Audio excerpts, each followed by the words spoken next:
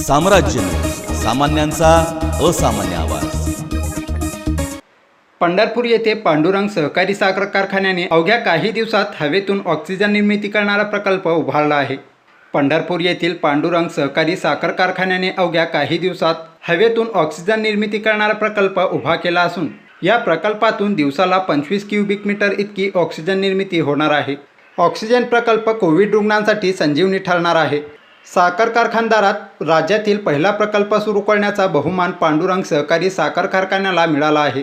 कोरोनाच्या दुसऱ्या लाटेत राज्यात ऑक्सिजनचा मोठ्या प्रमाणावर तुटवडा निर्माण झाला होता। राज्य साखर संघाने राज्यातील साखर कारखान्यांनी ऑक्सिजन निर्मितीचे प्रकल्प सुरू करावेत असे आवाहन केले होते।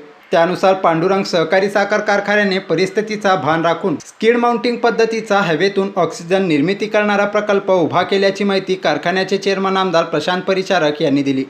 आपल्या सहकारी साखर कारखान्यांनी ऑक्सिजनच्या उत्पादनामध्ये उतरावं अशा पद्धतीच्या सूचना आल्यानंतर अनेक जवळजवळ 17-18 कारखान्यांनी याच्यामध्ये प्लॅन्ट उभा करण्याचा निर्णय घेतला आहे। पण मला सांगायला आनंद वाटतो की राज्यातला पहिला हवेतला ऑक्सिजन तो घेऊन त्याचं बायफर्केशन करून त्याचे जे अशुद्ध घटक बाजूला काढून शुद्ध ऑक्सिजन या ठिकाणी उभा करण्याचा पहिला प्रकल्प आज पांडुरंग कारखान्याच्या माध्यमातून या ठिकाणी उभा राहिला आहे। त्याचं उद्घाटन झालं आहे आणि सोलापूर जिल्ह्याची जी काही गरज आहे ती सगळी गरज मी म्हणणार नाही आमच्यामुळं भागेल, परंतु त्याच्यामध्ये खारीटा वाटा उचलण्याचं काम या कारखान्याच्या माध्यमातून आम्हाला करायला मिळतं याचं आम्ही भाग्य समजतो आहे।